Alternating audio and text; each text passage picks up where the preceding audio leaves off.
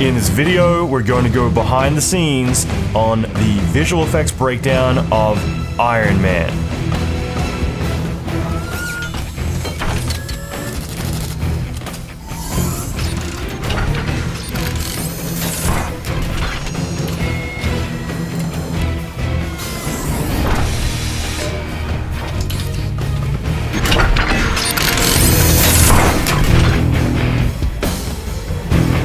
This is part one of the 5-part series. We're going to be exploring the Jericho missile sequence.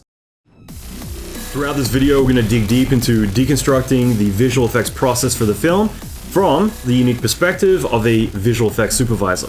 We'll discuss the work involved, the techniques, the technology, the process, all the key sequences of the film, and how all of them were created. I'm Allan McKay, I'm a visual effects supervisor in Hollywood. I've been working in the industry for 25 years at studios like Industrial Light and Magic and dozens of other leading visual effects studios. On projects like Game of Thrones, Transformers, Star Trek, Superman, Avengers Endgame, my goal is to teach artists and creators the skills and knowledge to build a successful career in the creative industry, as well as the business side of being an artist. This is part one of a 5-part video series. Each day this week, I'll be reviewing a new sequence from the movie, as well as a compilation of the effects at the end of the week. The goal is simply to break down and explain the shots and the challenges for each of these sequences, and share my thoughts as a visual effects supervisor on how I would approach a lot of these. Typically, we're handed the script, and we got to break down exactly what we need to do and allocate the right studios and the right people to each of these sequences. So this is an opportunity for me to be able to break down my thoughts on how I would approach a lot of these sequences and also discuss a lot of what's involved in the creative process. Finally, if there's a particular movie that you want to see covered in the upcoming visual effects breakdowns, let me know, leave a comment below, as well as any questions that maybe weren't covered here. I'm happy to answer those as well. So let's get started. Okay, so I'm just going to jump right in. This is the Jericho missile sequence. Initially, we have this shot here of the missile taking off. And this was all done by the Orphanage in 3ds Max. I believe it's a mixture of afterburn and fume effects for this. I remember I was in New York working on a commercial over there I'd been flown over for from Australia. And at the time I was hit up by the guys because they were trying to work on a lot of shots for this and getting particle flow and afterburn and fume effects all to work together. It's pretty straightforward doing something like this. I like how it turned out. Like, I think they did a really good job on this, especially considering it's 2008. So usually the way you would break this down is this is all practical, and the only element really, like, we see the rocket here. I believe the rocket is 3D, but I believe the rest of it is all there on location. I wouldn't be too surprised if, even if that's practical and they just had matched it up, but it's little subtle things in there too that kind of work really well. I like how when it activates, you get a little bit of illumination over here, stuff like that. So in terms of doing something like this though, you pretty much need the flame itself, and then you would have probably 2 other elements, which would be the smoke. Rather than doing it all as one big sim, and this is an important lesson, is that you would have the flame as 1, you'd have the smoke exhaust as 2, and then you would have an additional element of rolling smoke, which would be 3. So those 3 elements together work really well. And then of course, like I said, you have like the illumination of this, just indicating that it's activated and it's about to fly off. And the cool thing is you can then carry it over into the next shot. Like, you could recycle these elements at least to a point where you're getting them all set up, and then on a shot-by-shot basis based on director notes. But that's the sort of thing that the reason you do it as 3 different elements is pretty much to get a really defined flame exhaust. And obviously with these, it's quite stylized. They give it a lot of, you don't really see any flame per se. It's more the lighting inside of the volume that actually does it. So however you want to approach that. But the main thing is having exhaust smoke is just a way to be able to get a very specific, very directional amount of smoke out. And it's going to billow and do some stuff, but then you want to have that controlled smoke that actually plumes out and rolls around exactly how you want. And so having that as a separate element, even if this is just as particle systems, having it upon collision here spawn a new event, and the new event is the one that's causing all the spread everywhere that has a lot of inherited velocity. So the fluids are going to emit out like that.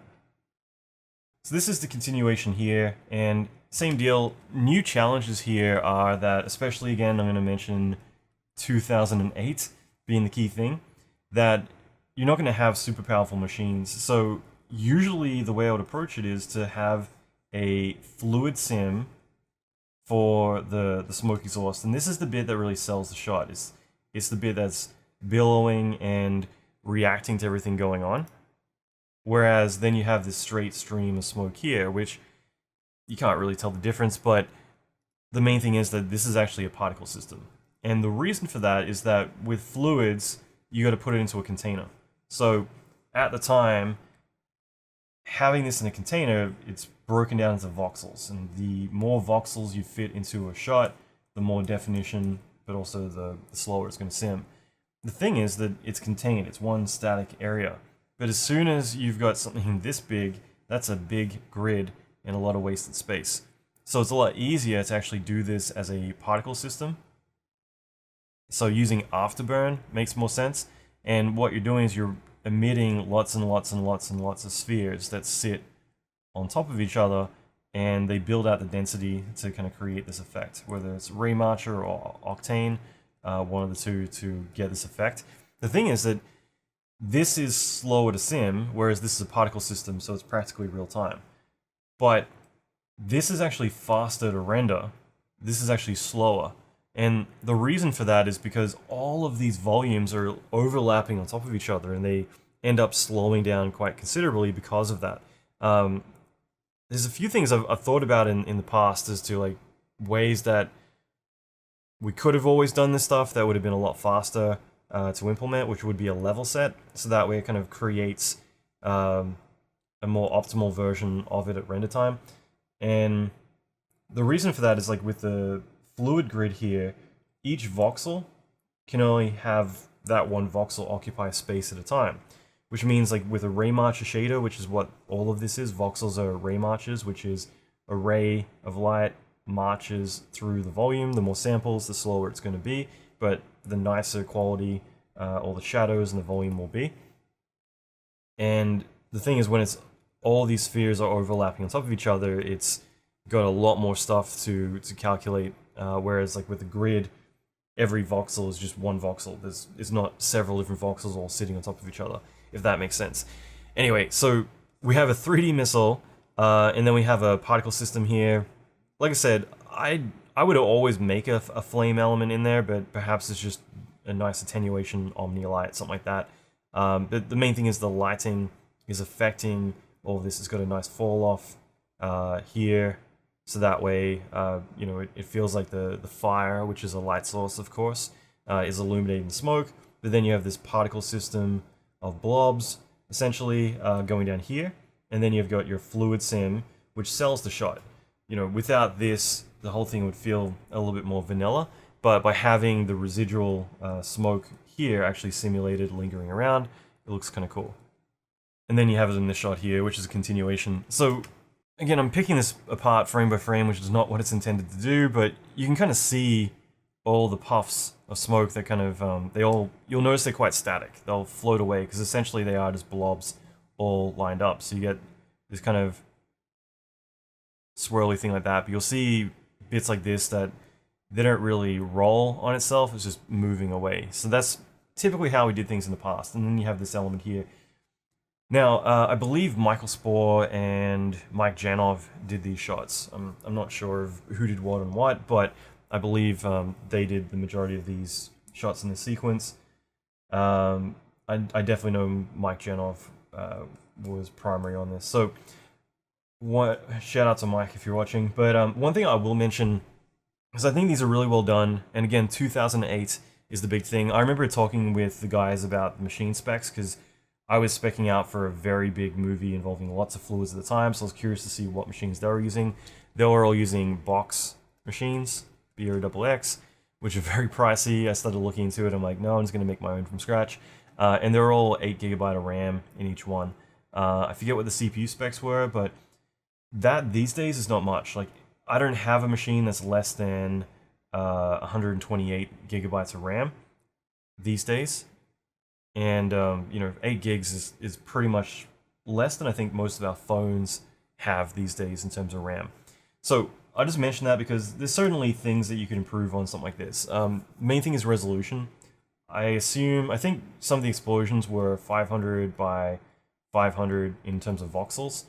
I'd imagine some of this is like 400, it feels like, in terms of detail. So you definitely up the detail on something like this. But again, knowing the limitations at the time, I feel like, this is great. It's just in hindsight what you would look at.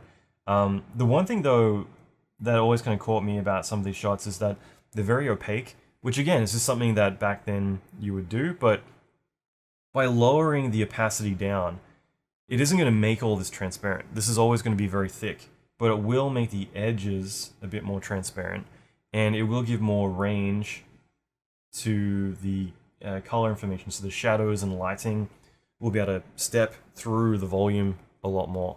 And because of that, you're going to get a lot more, I wouldn't say necessarily detail, as you will, it'll feel less pyroclastic, it'll feel a bit more real, the lighting will interact a bit better with it, things like that. Of course, these days you can also use HDRIs to illuminate all this stuff. There's a lot of things that back then were a little bit limiting, but just looking at some stuff like this, that's definitely one thing I would do, is just lower the opacity a little bit. It would just soften the edges and also allow more light to scatter through, which would just make it more real without it really lowering the density itself very much.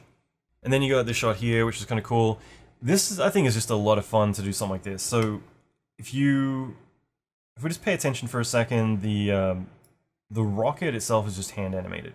So you just have the rocket moving along, and then all the bits break off, which essentially what that is just a capsule or a cradle for carrying all the smaller rockets. And so you'll notice like the lighting dies down, a lot of things like that as it loses propulsion. But what's fun about this is initially you'll see when it first activates both the lighting, but in addition, these little pops. So I think there's 3 in total. And so whether these are animated through particles or whether they're just hand animated, it wouldn't really matter. Me personally, I'd probably just hand animate them just for control's sake, just in case you get a studio note like, hey, make this one, orientate this way or whatever. It's harder if it's all particles. So these here, I'd say, is just all afterburn again. You're just doing these quick flashes, like 3 frames. It's a lot more difficult to do that with fluid sims because you would need to simulate, like, even though it's 3 frames, you would need to simulate probably 90 frames, like 30 frames per frame, something like that, just to kind of get something that's calculating enough to kind of emit and then die out quick enough. So it's very easy to do when you're just doing some particle blobs of fire using afterburn.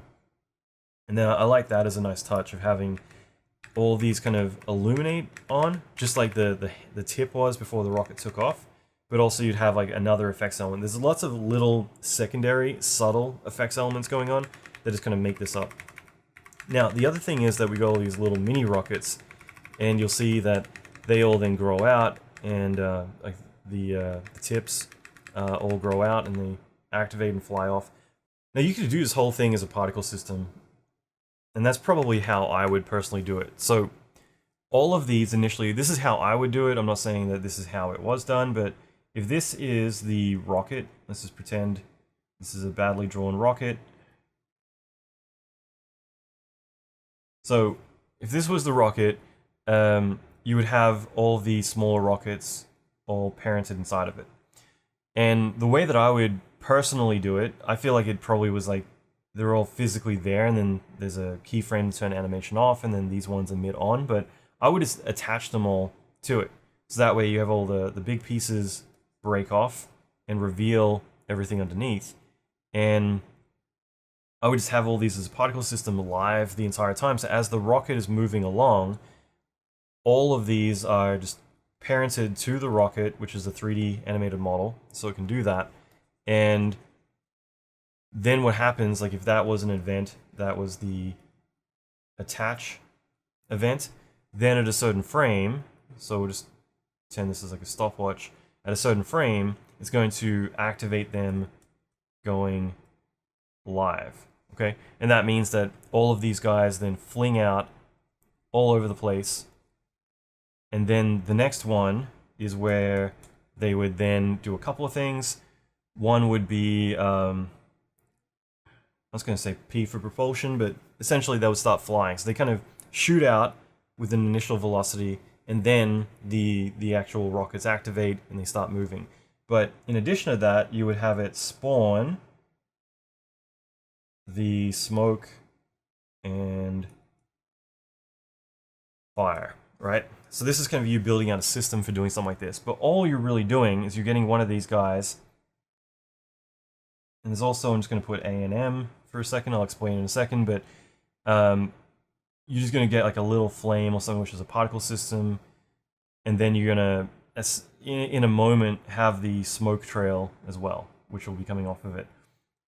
In addition, you could write a particle script to attach a light, which was a bit harder back then, but I think I wrote the first one, or one of the first ones out there for particle flow that would attach physical lights to your particles.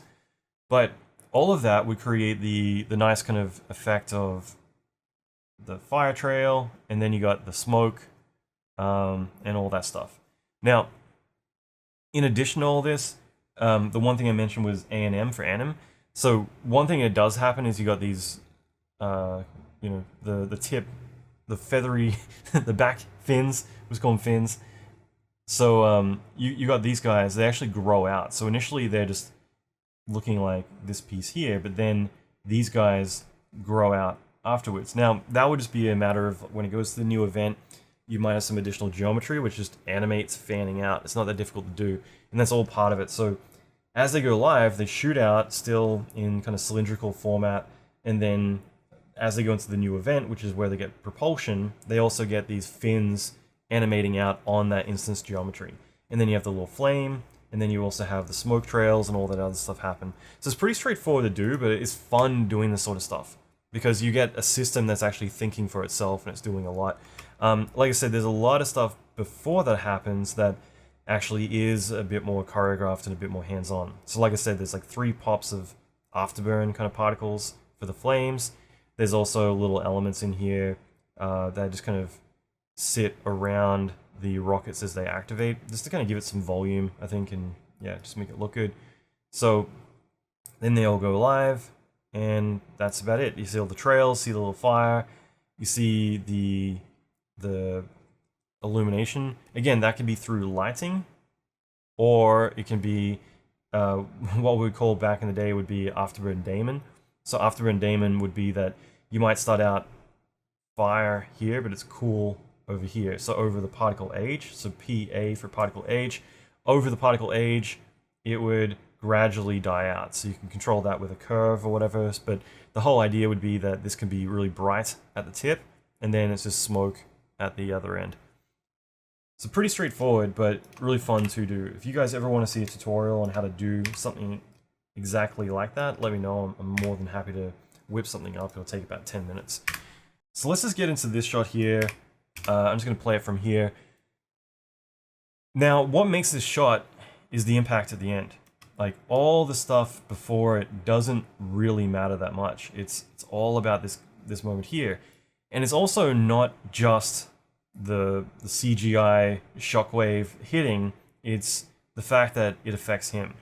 And so what I imagine is there's a big gun behind him, blasting out this big thing of air right at him, like directly behind here, but blasting out big thing of air at that moment to really tie everything together and make it feel like, okay, wow, like the effect really hit him really hard. And you'll see that in the next shot as it follows over. So it hits him, then you see it hit them. And it's a very quick shot, but that's really important because otherwise, A, it's not going to feel threatening, and B, it's not going to really tie the whole thing together. It's just going to feel like a visual effect. When you have visual effects that aren't interacting with the environment, it doesn't sell the effect. It also doesn't feel, like I said, violent. It doesn't feel like this thing actually would affect anything around you. So what's interesting is, same deal as before, all these particles are just flying in, they got that fiery tip, and then they have the smoke trail. That's all they are. But as they come down, there'll be collision geometry. I believe Mike Janoff did this one, So there'll be collision geometry, it hits, and I'm pretty sure these aren't fluids. I'm pretty sure these are all just afterburn explosions, which are just a bunch of spheres essentially popping, and they start out being really bright, as I mentioned with the afterburn daemon, really bright initially, and then they kind of cool off and become smoke. And so there's just lots and lots of these as they come down. They're all triggered based on the collision when they hit the ground. And that's what the main effect is. Initially, you've got background, midground, foreground, and in the background here, you have the rockets come down, they all explode, but the idea is that it does kind of terraform the mountains a little bit. You can see all the mountains, which it's all just projected geometry, all begins to fall, but then you have these big explosions underneath, and it's as if it's like a bunker buster, where the bomb will come down, go through the ground, and then from underneath it all explodes out. And the way to do one of these effects is pretty straightforward. It's just spawns on spawns on spawns. So with something like this, you would have lots of particles. This is all, again, afterburn. It's just all spheres. You'd have lots of particles everywhere, and they would shoot up.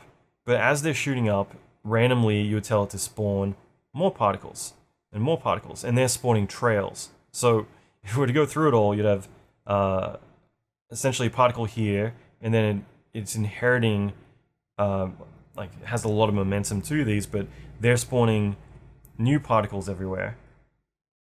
And those guys also have gravity to them, so as they go up, they're going to start to fall down, but they're also spawning these trails. And if you want to go crazy, and I have done this before, lots of times, but then you spawn more particles on top of that, and you end up just like with lots and lots of stuff. And so something like this ends up being quite a lot of like really small blobs, and it's just all stuff spawning on top of each other, but the whole thing looks really cool. I like all this. Again, like all these sequences, all these shots look really cool. I like what they did. Again, especially given the time, because a lot of this stuff, like now, there's a lot more people doing effects than there were back then. And you know, it's easy back then, especially to well, it's easy now, I'll say, to do effects than it was back then. So I think this is all really good. So in terms of elements, you got the particle systems raining down, then you have the initial impact explosions, which are the fire ones, and then you have all the geometry here, and this is all just some basic geometry it's mapped onto, and some of that begins to cave behind it. You can see it kind of imploding. But then you have the big monster explosions here, which I believe is more kind of like the whole Jericho effect. That's all the background elements. Everything there, if we were to look at this from a top-down view, would be BG, then there's MG, and then there's FG, which is where Stark and everyone else is over here. The camera is here. All of this is happening back here. There's nothing in the midground yet. This is the midground. This is all of the shockwave coming at it. And this is such an important element, because without this, you can't justify the elements hitting him, which is what it needs. So the timing is that bang, bang, bang, bang, bang. Then there's that delay as this kind of moves along. And the longer the delay, it actually helps with the scale, because it makes it feel like there's distance. But then it hits here, and there's two elements that come up. Well, technically three that I can see. So first one, you got the big shockwave. Here, again, it's just another afterburn element just quickly jumping up. And you could have like a 3D model of him just to, you know, encapsulate him a little bit, or you can split it off like with the camera with clipping planes. But basically hits him, and then there's a lot of small particulate stuff that's very hard to see, but it's important because otherwise it's going to feel like this gaseous effect. But just having some small particulates just makes it feel like lots of pebbles, things like that, shooting up everywhere, dirt.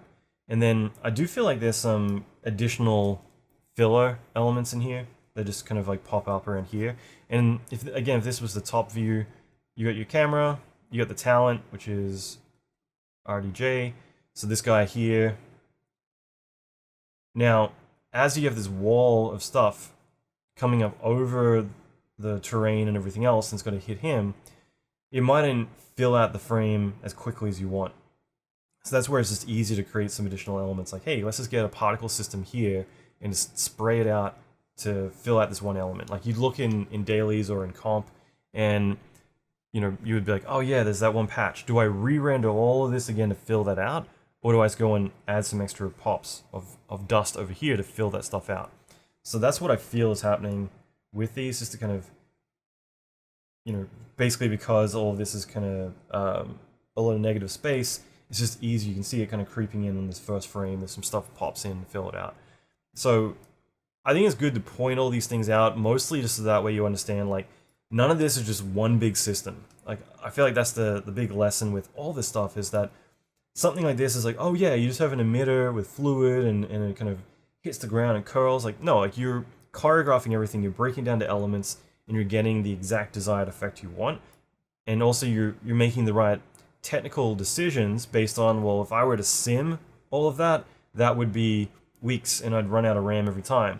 Or I could just make this a particle system, make that a fluid. This is exactly how I would do it as well. So I think all of this is done really well. I think this is just a fun sequence. This is sort of stuff that, like, I like doing these sorts of systems where it's just building out some intelligence to it and lots of different elements, stuff like that. And then things like this, it's more about getting the timing, hitting the right beats, making it feel like it's got that impact. It's really important. And like I said, in this shot here, you then see them get hit, and there's some like stock little comp element kind of thrown in. It's almost impossible to see, but it just helps kind of tie it in a little bit. Now, the key thing is that you don't go and put dust all over the talent, because you're just going to be blowing dust up their nose, through their ears, in their eyes. It's not going to be fun. So all of this, again, is simulated. You would have those air guns, which would be rotored out. So again, on set, you would probably have someone or a rig set up here, which would just blow a big burst of air at this guy, and you'd probably have a couple more set up here to do the same thing. And it's just 3, 2, 1, bam, and everyone gets hit at the same time. Now, from there, it's about, let's go and add in lots of dust, especially on the ground. So this would ideally be fluids for everything. And you can tell it's fluids because there isn't much detail, but again, that's just because, back then it's kind of hard to simulate with lots and lots of detail. You just don't crank it up and get that result. I feel like some of the stuff in the air is just straight up particles, but yeah, so I mean, this is probably how I would have done it back then too. These are all fluid sims, and then these are all just blobs, basically floating through the air. So these count as the interaction layers. It's because you'll get that nice interaction as it blows around, and then this fills everything out because it's a lot harder to kind of fill that volume. It's a lot easier just to fill it all out with blobs and then have these for sims.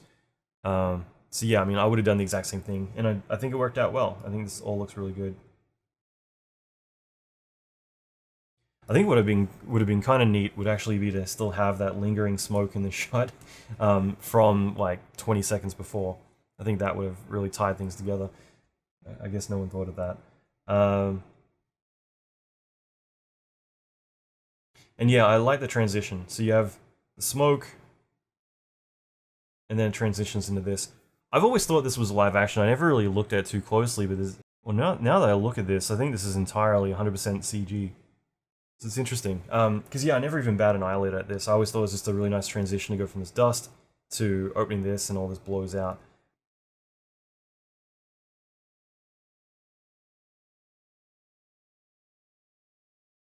But yeah, that's the first sequence. This is just more of a throwaway compared to some of the bigger sequences, but I think it's a fun one, and it kind of sets the tone for the movie. It kind of gives an introduction to who he is, and gives validation to why he is in Afghanistan in Chimera for the scene. So, and lucky last, there's just a video here I figured I'd walk through, which is actually the breakdown of some of the elements used here. So here's the sequence we can see, and these are the rendered effects elements. So I thought it'd be fun to talk a little bit about this really briefly. I mean, it's pretty much exactly what we discussed.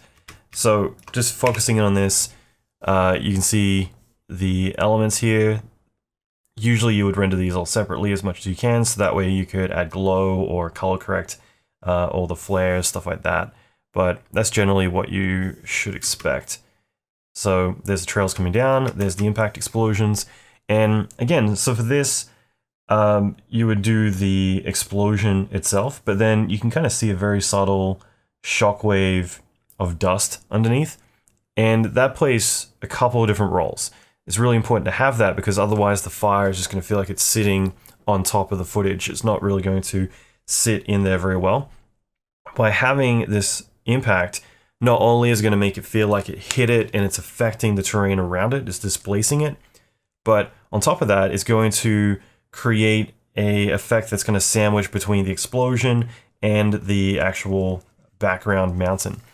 And that's actually going to cast a shadow on the ground. It's just going to make it feel like all of it's tied together. So that element is really important for a few different reasons, but it's mostly to show that it's being affected, but also to integrate everything together. So things like that can be really important for a lot of different reasons. And then this here is just a projection. Like I said, whether this is a matte painting, a lot of the time these are matte paintings or getting reference from other locations and then putting them into the scenes, because a lot of this is shot in California. You might get the hills that you want, and this is a way that you can get that added in, but then having a 3D model of this, you could have areas on top of it start to break and crumble, which I'll play through here. We can kind of see that. So you can see here, it's pretty basic. Like, I feel like with this, it's 100% self-illuminated, so all you're really seeing is the whole thing kind of falling down. It's not really looking like it's 3D rendered. It's more, it's 3D, but I'd imagine that they just did a like 100% self-illuminated, so it just kind of maps the plate on and keeps it how it is, but it just begins to fall apart. But by having something there, it's showing that the explosion is kind of terraforming everything underneath. It's down so low, when it explodes, it creates a pocket which everything drops into. So that's important, just to show it's actually having some effect on it. It's quite subtle. And then, like I said, just like the shockwave, having this additional shockwave elements of dust just kind of helps make it feel like everything is actually being affected. And this element also ties it all together, just like before, but on a much larger scale. Having this around makes it feel like everything's falling down below and all of this is rising up. So these sorts of elements are really important as secondary effects. And there's that shockwave spreading out, and then we see it hitting everything. Okay, so I just figured it'd be fun to kind of look through a few of the rendered elements and have a better understanding as to the process. I'll play this one last time, but as we get into the future sequences, we'll get into a lot more. There's going to be lots of fun stuff to check out. This one here is more of an appetizer because it's a bit more simple, but it's a lot of really fun elements to discuss and kind of get a bit of an introduction outside of the Iron Man stuff, which is where we'll be more heavily invested into in the following sequences. I hope you enjoyed the video. I'll be back tomorrow with the next part in the series. Each week I plan to review a different film and share as many insights as I can with you. And if there's a particular movie that you want to see, leave a comment below and let me know. Or if there's any big questions not answered here that you would like to see covered, let me know as well. I'd love to hear from you. Finally, all the content that I have on this channel I make for free, and all I ask in return is if you could please subscribe and like this video. It won't mean much to you, but it will mean the world to me, and you won't miss out on any of the upcoming content that I'll be releasing daily. One last thing, I recently released a free course on how to raise your prices and land clients as an artist. I've been in the industry for over 25 years, both as an artist as well as a manager, hiring artists, managing them, and paying them as well. So I'm very familiar with this topic. For me, it's a pet peeve when people say there's no money in art, art's not a career, art doesn't pay. I want to eliminate the starving artist mindset for good. That's why I've created this 8-hour free course on everything I know about how to price yourself as an artist and how to raise your prices and land your dream clients that are willing to pay you what you're worth. It's completely free right now, so get the entire 8-hour free course at pricingclass.com or click the link in the description below and you can check it out there as well. And if you like this video, check out the video somewhere above me on all the other visual effects breakdowns like this one of your favorite visual effects movies that I've reviewed so far. I'm Allan McKay, thanks for watching.